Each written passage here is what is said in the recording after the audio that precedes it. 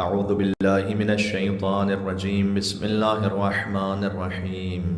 لا حول ولا قوة إلا بالله العلي العظيم. حسبنا الله ونعم الوكيل، نعم المولى ونعم النصير، وبه نستعين وهو خير ناصر ومعين. وصلى الله على رسوله الكريم حبيب إله العالمين سيدنا ومولانا بالقاسم محمد. اللهم صل على محمد وعلى محمد وأهل بيته الطيبين الطاهرين المعصومين المظلومين، سيما بقية الله في الأرضين وحجته على العالمين، الذين أذهب الله عنهم الرجس وطهرهم تطهيرا. اللهم صل على محمد وآل محمد. رحمة الله على محبيهم واللعنة الدائمة على أعدائهم أجمعين. دعاء امام زمانہ عجل اللہ تعالی فرجہ الشریف. بسم اللہ الرحمن الرحیم. اللہم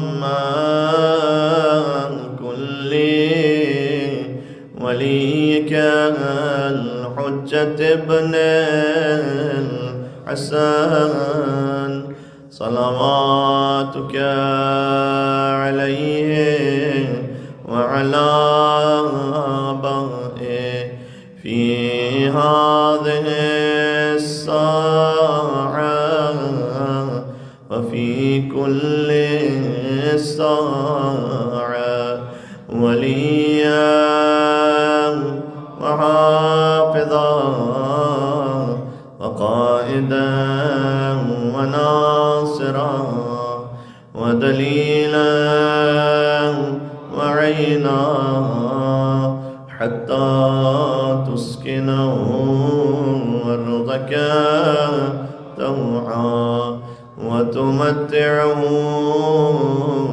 فيها طويلا. اللهم صل على محمد و محمد. اللہ تعالیٰ کا شکر ہے کہ اس نے ایک اور شب جمعہ ہمارے شامل حال فرمائی. شب جمعہ شب اہل بیت اطہار علیہم السلام ہے. ایک حدیث ہے بہت لطیف جس میں حضور نے فرمایا کہ اے علی، آپ کو باقی انسانوں پر ویسی ہی فضیلت حاصل ہے جیسی شب جمعہ کو باقی راتوں پر حاصل ہے.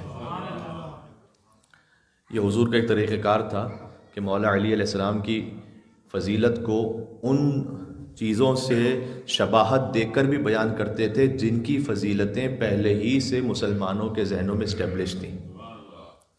مثلا کعبے کی عظمت کو مسلمان جانتے ہیں تو حضور نے فرمایا اے علی، آپ کی مثال کعبے کی مثال ہے. مثلا سورہ قل هو اللہ احد کی عظمت کو مسلمان جانتے ہیں کہ 3 مرتبہ آپ پڑھیے تو پورے قرآن کا ثواب ہے. کہ یا علی، آپ کی مثال انسانوں میں ویسی ہے جیسے سورہ قل هو اللہ احد کی مثال قرآن میں ہے. اسی طریقے سے شب جمعہ کی عظمت کو مسلمان جانتے ہیں تو حضور نے فرمایا کہ اے علی، آپ کی فضیلت باقی انسانوں پر ویسی ہے جیسی شب جمعہ کی فضیلت باقی راتوں پر ہے. تو یہ عظمتوں والی رات ہے چونکہ ہر ہفتے یہ ریپیٹ ہوتی ہے، تو لہٰذا وہ عید کا جو کانسیپٹ ہے وہ فقط عید الفطر یا عید الاضحیٰ کے لیے ہمارے ذہن میں ہے، یا مثلا عید غدیر تو سب سے بڑی عید ہے، لیکن ہر جمعہ کا دن عید کا دن ہے. ہر جمعہ کا دن حضرت حجت سے منسوب ہے، انہیں یاد کرنے کا دن ہے. اہل بیت علیہ السلام سے اپنے آپ کے تعلق کی مزید تقویت کا دن ہے اور شب ہے. مولا سید سجاد علیہ السلام نے ارشاد فرمایا ہے کہ اللہ سبحانہ و تعالیٰ نے ہمیں 6 کمالات اور فضائل عطا کیے ہیں. میں چاہتا ہوں کہ آج اس پہ بات کی جائے اور ہم کیسے اپنے آپ کو اس سے ریلیٹ کر سکتے ہیں، ہماری زندگی میں کیا اس پر اس کا اثر ہونا چاہیے. امام نے فرمایا کہ اعطینا العلم والحلم والسماحہ والفصاحہ والشجاعہ والمحبہ فی قلوب المؤمنین. یہ مولا نے دربار یزید میں خطبہ دیتے ہوئے یہ جملہ کہا تھا کہ یزید، اللہ عز و جل نے ہم اہل بیت کو 6 فضائل وہ عطا کیے ہیں کہ ان میں سے کوئی ایک بھی دنیا کے کسی اور خاندان میں نہیں ہے. اللہ نے ہمیں علم عطا کیا ہے، ویسا علم جو اہل بیت کا ہے وہ کہیں نہیں ہے. حلم عطا کیا یعنی صبر و ضبط. دعاؤں میں ہے کہ پروردگار میں اس علم سے پناہ چاہتا ہوں جس میں حلم نہ ہو. اگر علم ہے لیکن حلم اور برداشت نہیں ہے تو وہ علم فائدہ دینے کے بجائے نقصان پہنچا جائے گا. اس لیے انبیاء علیہ السلام میں حلم بہت ہوتا تھا، تحمل بہت ہوتا تھا۔ اکثر انبیاء کو اللہ سبحانہ و تعالیٰ نے چوپانی کے لیے پہلے متعین فرمایا، یعنی جانوروں کو وہ چرائیں، لے جائیں۔ کیوں؟ اس لیے کہ جب وہ جانوروں کو چرا کر اور چوپانی کے پیشے سے تحمل کو حاصل کر لیں، کیونکہ ظاہر ایک جانور کو آپ ہر بات سمجھا نہیں سکتے، اس کو کنٹرول کرنا مشکل ہوتا ہے، صبر و ضبط کرنا پڑتا ہے اس وقت۔ جب صبر و ضبط تمہارا جانوروں پر ہو جائے تب آ کر انسانوں پہ کام کرو۔ یہ بات واضح ہو رہی ہے؟ تو اللہ تعالیٰ نے اہل بیت علیہ السلام کو، امام زین العابدین علیہ السلام فرماتے ہیں ان کے نام پر ایک صلوات بھیجے گا محمد و آل محمد پر، اللہم صلی علی محمد و آل محمد، کہ ہمیں علم عطا کیا ہے اور ہمیں حلم بھی عطا کیا ہے، صبر و ضبط، برداشت۔ کتنا ضبط ہے امام حسین علیہ السلام میں، آپ تصور فرمائیے گا، ورنہ فقط ایک کن فیکون کی دیر ہے کہ پورا لشکر تہس نہس ہو جائے، لیکن حلم ہے امام حسین علیہ السلام میں۔ علم، حلم، سماحہ، سماحہ کہتے ہیں بلندی، سخاوت، اس کو سخاوت کے معنی میں بھی ترجمہ کیا جاتا ہے، اور سماحت کا مطلب ہے کہ ایک عزت وقار، ان کی شخصیت میں اللہ سبحانہ و تعالیٰ نے ایک ہیبت عطا کی ہے۔ والفصاحہ، اور فصاحت ہمیں عطا کی ہے، والشجاعہ، شجاعت عطا کی ہے۔ اب آپ سوچئے گا، امام زین العابدین علیہ السلام ہاتھوں میں ہتھکڑیاں، پیروں میں بیڑیاں، اس وقت قید ہیں، لیکن دربار یزید میں کہہ رہے ہیں کہ شجاع ہم ہیں۔ بظاہر یہ بات اس سے میچ نہیں کرتی بظاہر، لیکن امام السلام سمجھانا چاہ رہے ہیں کہ دیکھو ہم مظلوم ضرور ہیں لیکن مجبور نہیں ہیں، تو ہم مالک و مختار ہیں، ہم شجاع ہیں، اللہ تعالیٰ نے شجاعت ہمیں عطا کی ہے۔ یہ مصلحت کی تحت اللہ سبحانہ و تعالیٰ کا جو امر ہے اس پہ ہم پابند ہیں۔ والمحبہ فی قلوب المومنین، بہت غور کیجیے گا، امام نے کہا اللہ نے مومنین کے قلوب میں ہماری محبت عطا کی ہے۔ دیکھیے کتنی خوبصورت بات ہے، امام نے کہا ہمیں اللہ نے 6 چیزیں عطا کی ہیں، ان 6 میں امام نے 5 امور کا تعلق تو خود ان کی ذات سے، علم ان کے پاس ہے، حلم ان کے پاس ہے، سماحت یعنی سخاوت ان کے پاس ہے، فصاحت ان کے پاس ہے، شجاعت ان کے پاس ہے، لیکن ایک امام نے ایسی شے بتائی جس کا تعلق آپ سے، وہ آپ کے پاس ہے۔ والمحبہ فی قلوب المومنین، کہ اللہ نے ہمیں جو چھڑی شے عطا کی ہے وہ ہے کہ مومنین کے دلوں میں ہماری محبت رکھی ہوئی ہے۔ یعنی یزید تو ہم سے تخت خلافت چھین سکتا ہے لیکن تو مومنین کے دلوں سے ہماری محبت کو نہیں نکال سکتا۔ وہ جو محبت، آپ محبت اہل بیت ہی میں تو تشریف لاتے ہیں نا، ہر شب جمعہ محبت اہل بیت ہی میں تو تشریف لاتے ہیں امام بارگاہ۔ تو یہ جو محبت ہے دنیا کے کونے کونے میں دیکھیے گا، جہاں کہیں کوئی مومن پہنچتا ہے سب سے پہلے وہ باتوں باتوں میں پوچھتا ہے کہ ہاں امام بارگاہ کہاں ہے، بالفاظ دیگر مولا کا ذکر کہاں ہو رہا ہے، اور بالخصوص محرم اگر ہو، بالخصوص اگر محرم ہو تو جہاں اگر اس کو ٹریول کرنا پڑ جائے تو پہلے ہی سے معلوم کر کے رکھتا ہے کہ میں مجلس کہاں ہو رہی ہے اس شہر میں۔ یہ وہ اہل بیت کی محبت ہے جو اللہ سبحانہ وتعالیٰ نے آپ کے دلوں میں رکھی ہوئی۔ امام نے کہا یہ محبت قیامت تک باقی رہے گی، اس کو کوئی نکال نہیں سکتا۔ یعنی تم ہم سے ظاہری تخت و تاج لے سکتے ہو، خلافت لے سکتے ہو، تم ہمیں زندان میں ڈال سکتے ہو، لیکن مومنین کے دلوں سے ہماری محبت کو تم نہیں چھین سکتے۔ بس شرط یہ کہ کوئی مومن ہو، مومن ہونے کی علامت ہوتی ہے عزیزوں۔ آپ نے مباہلہ کا واقعہ ہزاروں مرتبہ سنا ہے، فضائل کے باب میں سنا ہے، لیکن اس کو اس طرح سے بھی سنیے گا۔ جب نجران کی عیسائی آئے تھے نا، تو انہوں نے حضور سے جب مکالمہ ہوا ان کا، تو انہوں نے یہ منصوبہ بنایا ہوا تھا کہ ہم نجران سے، اس زمانے میں کوئی لائیو ٹیلی کاسٹ تو ہو نہیں رہا تھا کہ حضور سے ہم کیا بات کر رہے ہیں، ہم کوئی نیوز میں بھی نہیں آئے گا، ہم جائیں گے، کیونکہ خبر پہنچی تھی کہ ایک رسول آئے ہیں جس نے دعویٰ کیا ہے رسالت کا کہ میں رسول ہوں اور عیسیٰ کے بعد میں خاتم ہوں۔ تو وہاں لوگوں میں بڑی ایمبیگوٹی تھی کہ واقعی یہ رسول ہے یا نہیں۔ تو کچھ لوگوں نے گروپ بنایا، انہوں نے کہا کہ پادریوں نے کہ ہم جائیں گے وہاں جا کے گفتگو کریں گے، آ کے واپس کہہ دیں گے کہ ہم نے اس شخص سے گفتگو کی، ہم تو مطمئن نہیں ہو پائے، ہمیں لگتا نہیں کہ وہ رسول ہے، تاکہ ہماری حاکمیت قائم رہے۔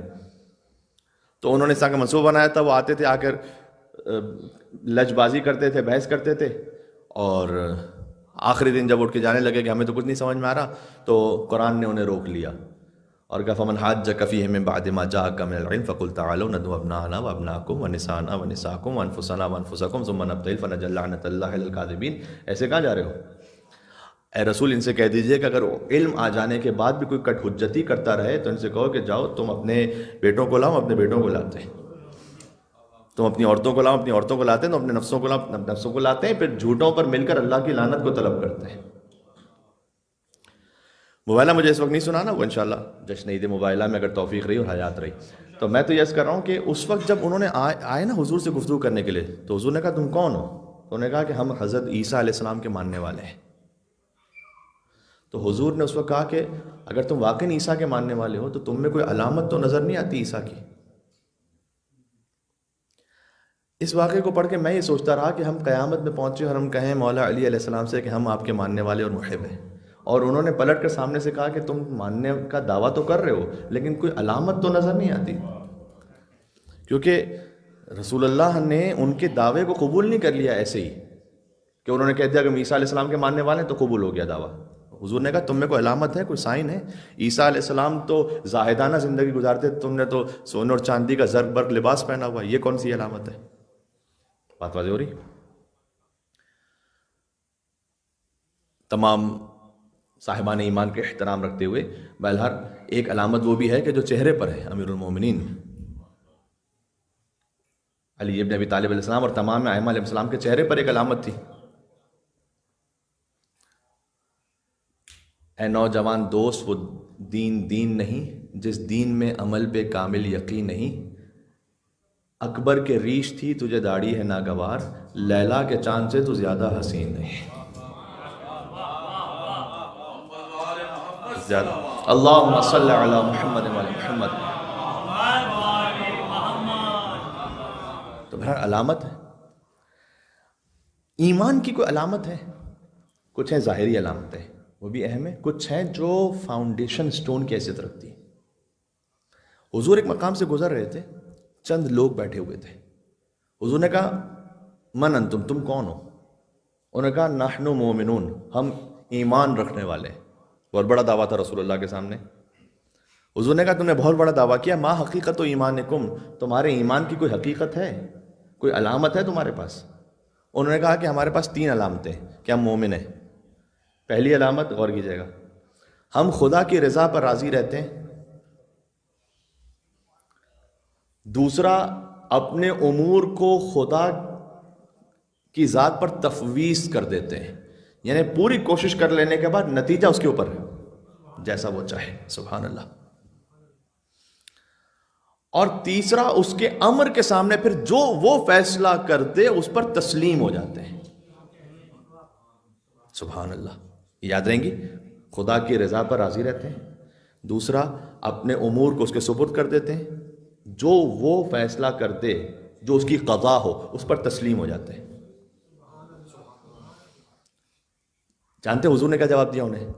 حضور نے کہا تم یہ کہہ رہے ہو کہ تم مومن ہو، اگر تم سچے ہو اپنے دعوے میں، یہ حضور نے کہا ان کنتم صادقین، کیونکہ دعویٰ بہت بڑا ہے. اگر تم سچے ہو اپنے دعوے میں، تم فقط مومن نہیں ہو، انتم علماء بل حکماء، تم تو علماء میں سے ہو بلکہ علماء سے بڑھ کر حکماء میں سے ہو. اور کادوا ان یکن من حکمت الانبیاء، بہت نزدیک ہے کہ تم انبیاء کی حکمت کے پاس پہنچ جاؤ.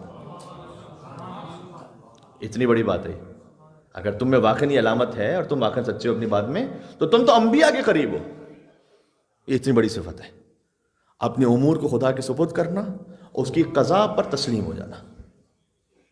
پڑھ لینا میرا آسان ہے، سن لینا آپ کا آسان ہے، لیکن عمل کرنا پوری زندگی پر محیط آسان نہیں. یہ آتا ہے آہستہ آہستہ تمرین سے. تو یہ حضور نے کہا ایمان کی علامت جب پوچھی انہوں نے، ان لوگوں نے حضور کو ایمان کی علامت یہ بیان کی. یہ بہت اہم ترین، یہ آپ کی زندگی کے تمام معاملات پر محیط ہے. اور ابھی رمضان المبارک بھی شروع ہو جائے گا، رجب گزر گیا دیکھتے ہی دیکھتے، شعبان آدھے سے زیادہ گزر گیا، اور ایسا لگے گا کہ آپ پلک جھپکتے ہی اب رمضان میں داخل ہو جائیں گے. وقت نہیں بچا زیادہ. تو رمضان خاص وہ مہینہ آ رہا ہے. ایک حدیث میں نے پڑھی کہ مولا کائنات نے فرمایا کہ رمضان سے اول السنہ، سال کا آغاز رمضان سے ہوتا ہے. بڑی عجیب حدیث ہے نا.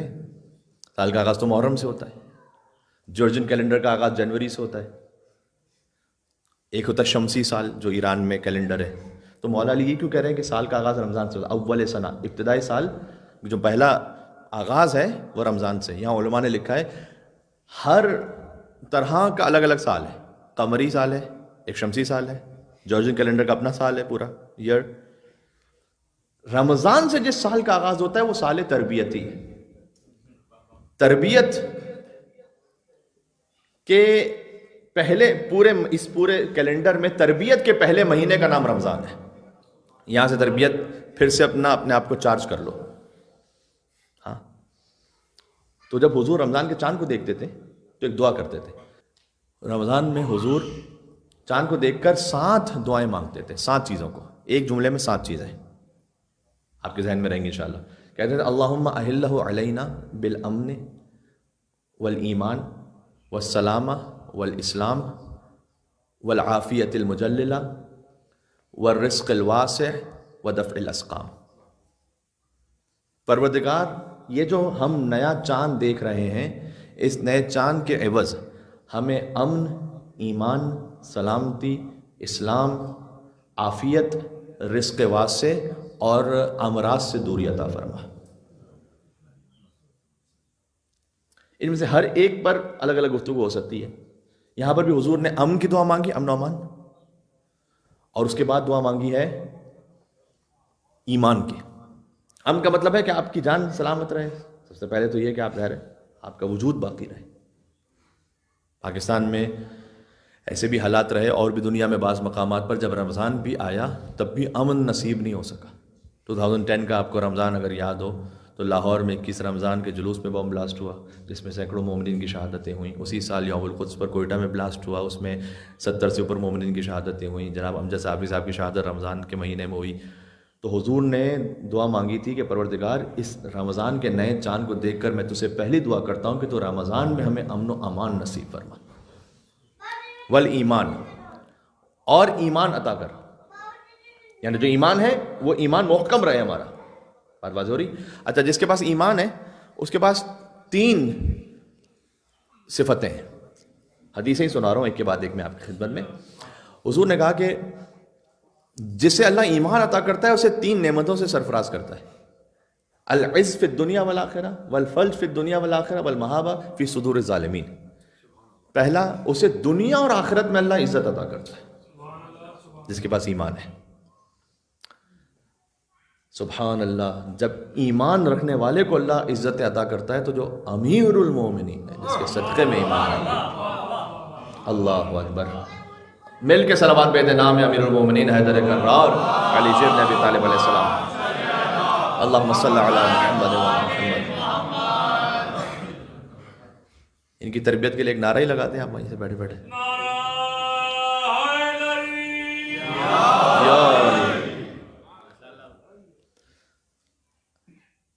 آج امام حسین علیہ السلام پر 1400 سال بعد بھی آپ ویسے ہی گریا کرتے ہیں جیسے آپ کی زندگی کا پہلا محرم ہو.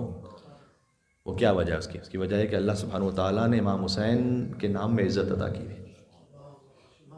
جی، امام حسین علیہ السلام تو خود عزتوں کے بانٹنے والے ہیں باذن پروردگار.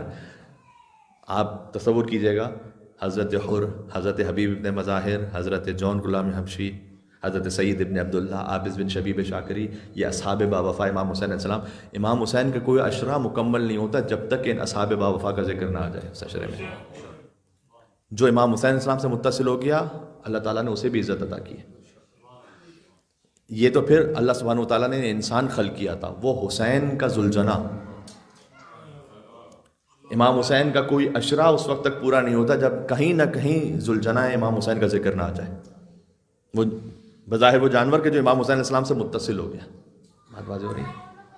اس دنیا میں کتنے بلینز آف اسٹارز ہیں آپ جانتے ہیں؟ ایک بی بی سی کی میں رپورٹ پڑھ رہا تھا جس میں لکھا ہوا تھا، جس میں ایک انالیسس تھا کہ اس وقت دنیا میں ڈیزرٹ ہے نا، ڈیزرٹ میں جتنے ریت کے ذرات ہیں وہ زیادہ ہیں یا آسمانوں پر اسٹارز زیادہ ہیں؟ آپ کین یو امیجن کہ ریت کے ذرات کتنے ہوں گے دنیا کے ساری ڈیزرٹس کے ریت کے ذرات. اور اس رپورٹ کا نتیجہ یہ تھا، میں اس وقت اپنے آپ میں تھوڑا کنفیوز ہو رہا ہوں لیکن کئی فیو ٹائمز لکھا ہوا تھا زیادہ ہیں آسمانوں کے اسٹارز ریت کے ذرات سے. اچھا، پتہ نہیں ٹریلینز کی تعداد میں اسٹارز ہیں، لیکن آپ کو کسی ستارے کے ذکر پر وہ جوش نہیں آتا کہ جو ایک ستارے کے ذکر پر آتا ہے. بات واضح ہو رہی ہے؟ کیوں؟ اس لیے کہ وہ ایک ستارہ در فاطمہ زہرا سے منسوب ہے. بات واضح ہے؟ اس کا مطلب کیا ہے؟ ہر وہ شے کائنات کی کہ جو اہل بیت علیہم السلام سے منسوب ہوگی اس سے عزت نصیب ہوگی، چاہے وہ کوئی جانور ہو، چاہے وہ کوئی ستارہ ہو. سبحان اللہ. چاہے وہ کوئی ایک عام سا ایسا انسان ہو بظاہر جس کا کوئی خاندان یا قبیلہ مشہور نہ ہو، جان غلام حبشی، لیکن آج ان کا ذکر ہے، آج بڑے بڑے علماء، بڑے بڑے مجتہدین، مراجع ادب احترام سے کھڑے ہو کر سر جھکا کر ان کی زیارت پڑھتے ہیں. یہ کیا ہے؟ تو اللہ تعالیٰ نے عزت رکھی ہے ایمان میں. حضور نے فرمایا کہ جو ایمان واقعاً مومن ہوتا ہے اللہ اسے 3 باتیں عطا کرتا ہے: العز فی الدنیا والآخرہ، پہلا. دوسرا الفلج فی الدنیا والآخرہ، اسے کامیابی اور سرفرازی بھی عطا کرتا ہے دنیا اور آخرت میں، بالآخر اس کو کامیابی نصیب ہوتی ہے. اور تیسرا والمحابہ فی صدور الظالمین، یہ بڑا لطیف ہے، اس کے پاس ظاہری اسباب نہ بھی ہوں تب بھی ظالمین کے دل میں اللہ اس کے لیے ہیبت ڈال دیتا ہے. سبحان اللہ، سبحان اللہ، واہ واہ واہ. آپ اگر ایمان پر ہے نا اور مد مقابل ظلم کرنے والا ہے تو چاہے آپ کے پاس ظاہری طور پر کوئی طاقت نہیں ہے تب بھی اللہ سبحانہ و تعالیٰ آپ کی ہیبت ان کے دل میں بٹھا دے گا. یہ آج بھی اس کی مثال موجود ہے اور 1400 سال سے چلی آ رہی ہے. ایک مل کے صلوات اور بے دے نام ہے در کرار امام حسین علیہ السلام. اللہم صلی علی محمد. اگرچہ کہ یہ مصائب کا جملہ ہے لیکن اس میں دیکھیے کہ حدیث پر کیسے منطبق ہوتا ہے. ابا عبداللہ حسین علیہ السلام جب شدید ترین زخمی حالت میں ہوں، حتیٰ یہ کہ فوجی وہ جو یزید لعین کے سپاہی آپس میں بات کر رہے ہیں کہ اب حسین اس دنیا میں ہیں کہ نہیں ہیں، روح پرواز کر گئی، وہ حالت بھی تب بھی کوئی جرأت نہیں کرتا کہ امام حسین کے قریب بڑھے. والمحابہ فی صدور الظالمین، یہ اللہ تعالیٰ نے ظالمین کے دلوں میں امام حسین السلام کی ہیبت دی. شدید ترین زخمی حالت میں بھی کوئی جرأت نہیں کرتا تھا کہ امام حسین السلام کے قریب جائے، دور سے مار رہے تھے. اور تو بس عزیزوں، آج کی گفتگو میں تمام کرتا ہوں. یہاں پر میں چند جملے کہتا ہوں، اس کے بعد مناجات امیر المومنین کے بعد آخر میں تھوڑے سے مصائب پڑھوں گا. کہ ابا عبداللہ حسین علیہ السلام اس وقت انہیں پتہ کیسے چلا ان ظالمین کو کہ اب حسین زندہ ہیں، شہید ہو گئے؟ تو انہوں نے یہ کہا کہ اپنے گھوڑوں کا رخ بی بی زینب کے خیموں کی طرف کر لو. اتنے زخمی تھے امام حسین علیہ السلام، اس کے باوجود بھی بلند ہوئے. اللہ اکبر، اللہ اکبر. اور اس کے بعد امام حسین علیہ السلام نے وہ جملہ ارشاد فرمایا کہ جو معمولاً مجالس میں پڑھا جاتا ہے کہ یا شیعۃ آل ابی سفیان، اے آل ابو سفیان کے شیعوں. یہ امام حسین علیہ السلام نے اس لفظ کو کہہ کر بتلایا کہ کون یہ کام کر رہا تھا. یا شیعۃ آل ابی سفیان ان لم یکن لکم دین، اگر تمہارے پاس کوئی دین نہیں ہے، ولا تخافون المعاد، اور نہ تمہیں کوئی آخرت قیامت کا خوف ہے، فکونوا احرارا فی دنیاکم، کم از کم دنیا میں تو آزاد مرد بن کے جیو، یہ نامردی تو نہ کرو کہ تنہا بیویوں کے خیموں پر حملہ کرتے ہو. اگر تمہارے پاس دین، یہ امام حسین السلام نے سمجھایا ہے کہ ایک بیسک ہیومن ڈگنیٹی تو ہر انسان میں ہوتی ہے. وَلَقَدْ كَرَّمْنَا بَنِي آدَمَ وَحَمَلْنَاهُمْ فِي الْبَرِّ وَالْبَحْرِ وَرَزَقْنَاهُمْ مِنَ الطَّيِّبَاتِ وَفَضَّلْنَاهُمْ عَلَىٰ كَثِيرٍ مِّمَّنْ خَلَقْنَا تَفْضِيلًا. اس سورہ اسراء میں اللہ سبحانہ وتعالیٰ نے کہا ہے کہ اے بنی آدم، ہم نے تمہیں کرامت عطا کی ہے. بنی آدم کا ہے، مسلمانوں نہیں کا، مومنوں نہیں کا. ہر آدم کی اولاد میں سے ہر شخص کو اللہ تعالیٰ نے کرامت عطا کی. ہیومن ڈگنیٹی ہے، ایک انسان کی عزت ہے. بات واضح ہو رہی؟ امام نے کہا کہ اگر تمہارے پاس دین نہیں ہے، تمہارے پاس اگر آخرت قیامت کا خوف نہیں ہے، فَكُونُوا أَحْرَارًا فِي دُنْيَاكُمْ، دنیا میں تو ایک باعزت انسان بن کے جیو. یہ کیا کر رہے ہو؟ اللہ اکبر. یہ وہ کلام تھا امام حسین علیہ السلام کا کہ پھر بھاگی بھی فوجیں واپس پلٹ لی. لیکن کسی کے ہاتھ میں تیر، کسی کے ہاتھ میں تبر، کسی کے ہاتھ میں نیزہ، کسی کے ہاتھ میں تلوار. اور ابا عبداللہ حسین علیہ السلام 900 زخم تھے امام حسین علیہ السلام کے جسم اطہر پر. آپ سوچئے گا کہ ہمارے پورے جسم پر اگر ایک کٹ کہیں لگ جائے تو کتنی تکلیف انسان پورا محسوس کرتا ہے. وہ کسی اور کام کی طرح اس کا ذہن ہی نہیں لگ پاتا. ہاتھ چھوٹا سا زخمی ہو جائے، پیر پہ کہیں زخم لگ جائے، کبھی کسی کا ناخن اکھڑ جاتا ہے، ہوتا ہے نا، کبھی کسی کے دانت میں درد، ایک زخم ہوتا ہے پورے بدن پر، لیکن پورا بدن اس کی تکلیف محسوس کرتا ہے. اس کا کوئی حصہ بچا ہی نہ ہو. صحیح اور سالم سر تپا تک امام حسین زخمی ہوں. جب کسی نے سید سجاد سے پوچھا تھا کہ مولا آپ کے بابا پر کتنے زخم تھے، تو امام نے کہا سوال کرنے والے، تو نے ایک بار پھر سجاد کے کلیجے کو زخمی کر دیا.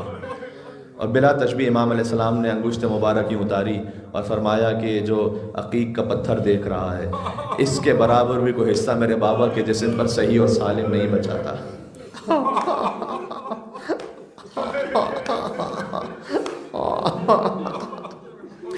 اتنا حصہ بھی کوئی صحیح اور سالم نہیں بچا تھا. ظالموں نے، میں آخر میں جملہ کہہ کے میں مناجات امیر المومنین شروع کرنے لگا ہوں، آپ سے گزارش ہے کہ میرے ساتھ پڑھیے گا اپنے گیجٹس موبائل میں نکال کے. ظالموں نے امام حسین کے لاشے کا وہ حال کر دیا کہ بیٹی باپ کے لاشے کو پہچان نہ سکے. بیٹی باپ کے لاشے کو نہ پہچان سکی اور فریاد کرتی رہی کہ بابا کہاں ہیں آپ بابا. تو بے سر کے لاشے سے آواز آئی الیہ الیہ یا بنیا. ہائے ہائے ہائے، ہے میری سکینہ، تیرا بابا حسین وہاں ہے. میں نے ایک ایرانی عالم سے سنا ہے اور ایک اور بزرگ عالم، غالباً جو اس وقت میرے ذہن میں حضرت علامہ طالب جوہری صاحب علی اللہ مقام، اور میں ان پر اعتماد کرتے ہوئے کہ مصائب کی کتاب میں جملہ ہوگا تو میں پڑھ رہا ہوں. انہوں نے کہا کہ جب بی بی سکینہ پہنچی تو سینہ اطہر پر جگہ نہیں بچی تھی کہ بی بی سو سکیں. کیا مظلومیت کا عالم ہے کہ بیٹی باپ کے پیروں پر سر رکھ کر سو گئی.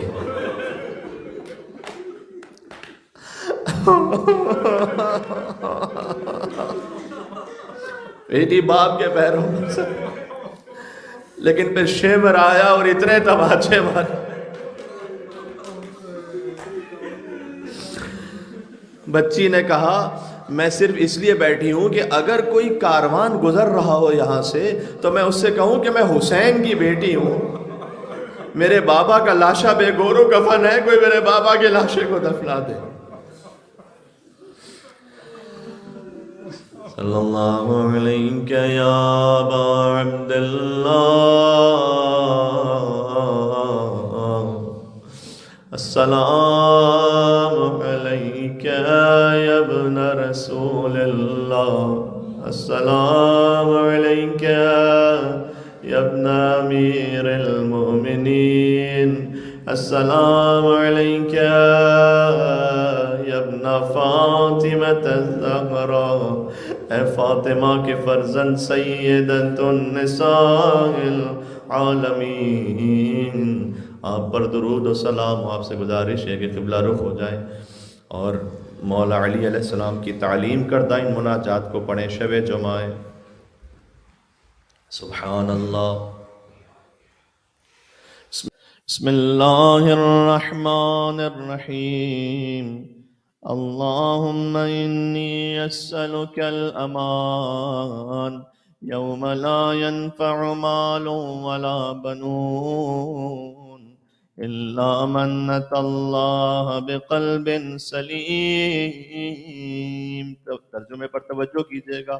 واسألک الامان یوم يعض الظالم على يديه يقول يا ليتني اتخذت مع الرسول سبيلا. واسألك الأمان يوم يعرف المجرمون بسيماهم فيؤخذ بالنواصي والأقدام. واسألك الأمان یوم لا یجزی والد عن ولده.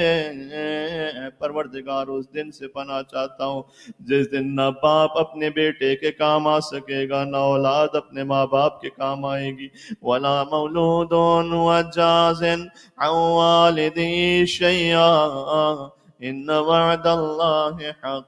واسألک الامان یوم لا ينفع الظالمین معذرتهم ولهم اللعنة ولهم سوء الدار. واسألك الأمان يوم لا تملك نفس لنفس شيئا والأمر يومئذ لله. واسألك الأمان یوم یفر المرء من اخیہ وامہ وابیہ. کتنا سخت دن ہوگا جب جس دن اگر مولا کا کلام نہ ہو، یہ قرآن کی آیت ہے تو کون کیسے کہہ سکتا ہے، جس دن انسان اپنی ماں سے بھی فرار کر جائے گا کہ کہیں وہ کوئی نیکی نہ مانگ لے، اور ماں اولاد کو چھوڑ دے گی. وأبي وصاحبته وبني لكل امرئ منهم يومئذ شأن يغني. وأسألك الأمان يوم يود المجرم لو يفتدي من عذاب يومئذ ببنيه وصاحبته وأخيه وفصيلته التي تؤوي ومن في الأرض جميعا ثم ينجي. كلا إنها لظى نزاعة للشمام. مولاي या मौलाया, एक मर्तबा और मिलके कहे मौलाया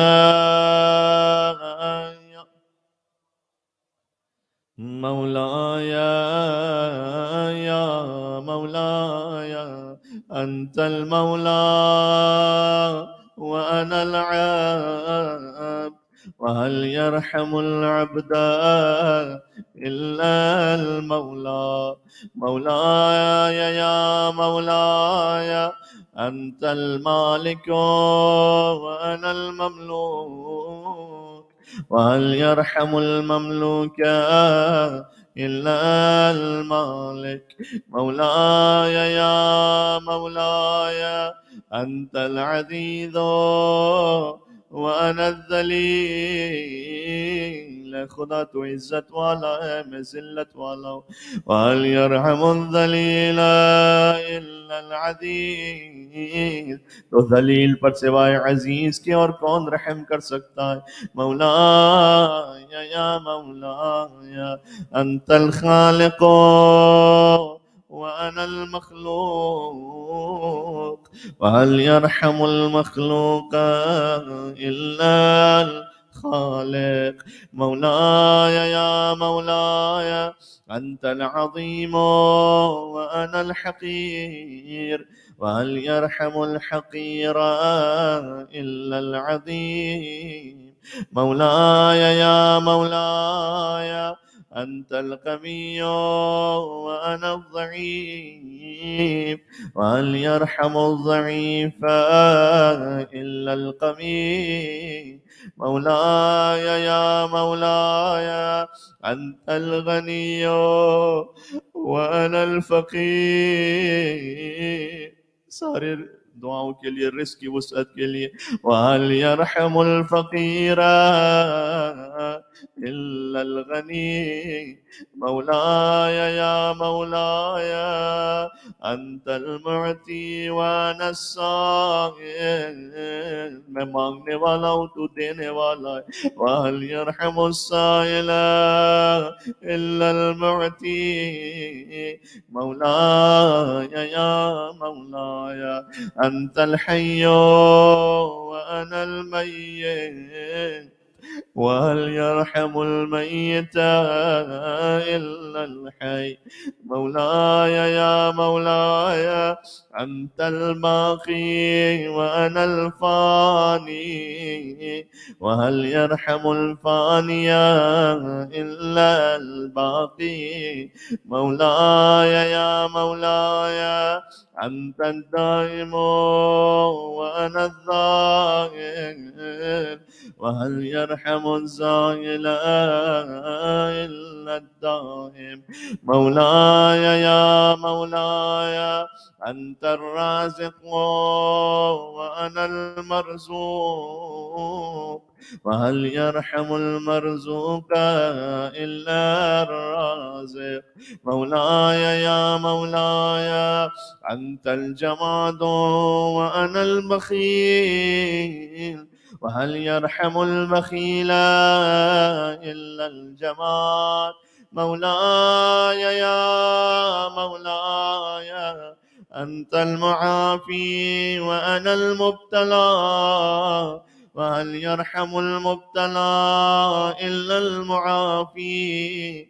مولاي يا مولاي أنت الكبير وأنا الصغير وهل يرحم الصغير إلا الكبير. مولاي يا مولاي أنت الهادي وأنا الضال وهل يرحم الضال إلا الهادي مولاي يا مولاي أنت الرحمن وأنا المرحوم وهل يرحم المرحوم إلا الرحمن مولاي يا مولاي أنت السلطان وأنا الممتحن وهل يرحم الممتحن إلا السلطان مولاي يا مولاي أنت الدليل وأنا المتحير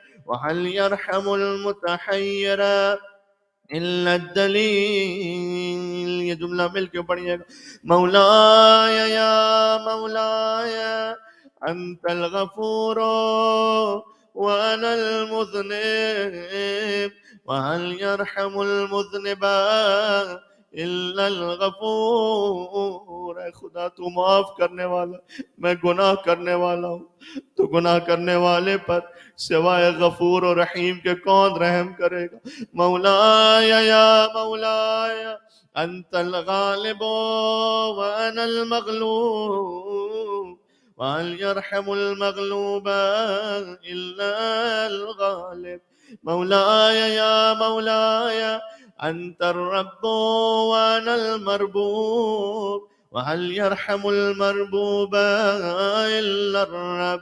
مولاي يا مولاي أنت المتكبر وأنا الخاشع وهل يرحم الخاشع إلا المتكبر. مولاي يا مولاي ارحمني برحمتك وارض عني بجودك وكرمك وفضلك يا ذا الجود والإحسان والتول والامتنان برحمتك يا أرحم الراحمين. اللہم صلی علی محمد و آل محمد. بس شب جمعہ چاہتے تھے کہ کم از کم کوئی ایک اہل بیت علیہ السلام کی دعا ہم اجتماعی طور پر پڑھ لیں. اس کی روحانیت بھی ہے، معنویت ہے. حدیث میں آیا ہے، ابھی ہم نے اپنے گناہوں کو یاد کر کے معافی مانگی ہر ایک نے اپنے اپنے دل میں. حدیث میں آیا ہے کہ جب ایک بندہ گناہ کرنے کے بعد توبہ کرتا ہے تو اللہ ویسے ہی خوش ہوتا ہے، اتنا ہی خوش ہوتا ہے جیسے ایک ماں کی اگر اولاد کہیں گم ہو گئی ہو تو ماں اپنی گمشدہ اولاد کو پا کر جیسے خوش ہو جاتی ہے نا. حالانکہ اللہ کو کیا ضرورت ہے، وہ ہم سے غنی ہے، بے نیاز ہے، لیکن جیسے ماں اپنے گمشدہ بچے کو پا کر خوش ہو جاتی ہے ویسا اللہ اپنے بندے کو جب وہ توبہ کر رہا ہوتا ہے دیکھ کر خوش ہو جاتا ہے اللہ کہ بندہ واپس آ گیا. اسحاق ابن عمار ہیں، انہوں نے چھٹے امام سے کہا کہ مولا میں جب اپنے گناہوں پر توبہ کرنا چاہوں تو میں رو نہیں پاتا، تو میں کیا کروں؟ امام نے کہا کہ کیا تیری ماں زندہ ہے یا نہیں ہے؟ اگر تیری ماں کی وفات ہو گئی ہے تو تو انہیں یاد کر کے گریہ کر، اللہ تیری ماں پر گریہ کے صدقے میں تجھے معاف کر دے گا. جو اپنی عام مومنہ ماں پر روئے اللہ اسے معاف کر دیتا ہے. تو جو حسین کی ماں فاطمہ زہرا پر ہو جائے، جو اللہ اکبر علی اصغر کی ماں ام رباب پر ہو جائے، جو اون و محمد کی ماں زینب کبریٰ سلام اللہ علیہا پر ہو جائے. عزیزوں، مسائل پہلے بھی کچھ ہو گئے اور میں اسی تسلسل میں ایک جملہ کہہ دوں تاکہ اختتام پر بس ہم زیارت وارثہ پڑھیں گے. پھر مجھے نہیں معلوم امام حسین علیہ السلام کتنے پیاسے تھے، لیکن اتنا جانتا ہوں کہ 35 سال بعد بھی جب بیمار امام کے سامنے پانی آتا تھا تو آنکھوں سے آنسو جاری ہوتے تھے. حضرت علی اکبر بھی پیاسے تھے، ابوالفضل عباس علیہ السلام بھی پیاسے تھے، حسین کے چھوٹے چھوٹے بچے بھی پیاسے تھے. لیکن ایک موقع ایسا ہے جہاں امام حسین نے آپ کو یاد کیا ہے. آپ امام حسین پر رونے والے ہیں، آپ کو یاد کیا. جانتے کب؟ فرمایا کہ شیعتی مہما شربتم ما عذب فاذکرونی. یہ جو میں ذکر کر رہا تھا نا کہ بی بی سکینہ لپٹی ہوئی تھیں امام حسین کے لاشے سے، تو اس وقت ایک روایت ہے کہ اس بیسر کے لاشے نے اپنی بیٹی سے کلام کیا اور کہا کہ جب جانا نا راہ کوفہ اور شام میں تو اگر کوئی میرا چاہنے والا مل جائے تو اس سے کہنا کہ اے میرے شیعوں مہما شربتم ما عذب فاذکرونی، اگر کبھی تمہیں میٹھا پانی میسر آ جائے یاد کرنا. فاذکرونی تو مجھے یاد کرنا، امام حسین نے کہا وَلَيْتَكُمْ فِي يَوْمِ عَاشُورَا جَمِيعًا تَنظُرُونِی، اور اے میرے شیعوں تم مجھے بہت یاد آئے کہ کاش تم کربلا کے میدان میں ہوتے. کیف استسقی لطفل فابوا ان یرحمونی، تو تم دیکھتے کہ میں کیسے 6 مہینے کے اصغر کے لیے پانی مانگ رہا تھا. فابوا ان یرحمونی، کوئی رحم کرنے والا نہیں تھا. 3 بھال کا تیر چلا، پیاسا بچہ حسین کے ہاتھ پر منقلب ہو گیا. وَسَيَعْلَمُ الَّذِينَ ظَلَمُوا آلَ مُحَمَّدٍ أَيَّا مُنْقَلَبٍ يَنْقَلِبُونَ. اے اللہ اس ذکر کو اپنی بارگاہ میں قبول فرما، ہمارے گناہ کبیرہ صغیرہ امام حسین کے صدقے میں معاف فرما، ہمارے رزق میں امام جواد علیہ السلام کے صدقے میں وسعت عطا فرما، ہمارے مریضوں کو امام موسیٰ کاظم علیہ السلام کے صدقے میں شفا کاملہ عاجلہ عنایت فرما. سفر پر جو مومنین ہیں امام رضا علیہ السلام کی ضمانت میں ان کے سفر کو بخور خیر و خوبی اور عافیت کے ساتھ اختتام تک پہنچا. اے پروردگار مولا علی علیہ السلام کی زیارت نجف اشرف میں، امام حسین علیہ السلام کی زیارت کربلا معلیٰ میں نصیب فرما. ہمارے بچوں کی صحیح تربیت کی توفیق عطا فرما. ہمیں امام حسین علیہ السلام کے باب سے جنت میں داخل ہونے کی توفیق عطا فرما. وارث خون حسین کے ظہور پر نور میں تعجیل فرما. ربنا تقبل منا انك انت السميع العليم بجاه محمد وآله الطيبين الطاهرين. اللهم صل على محمد وآل محمد وعجل فرجهم.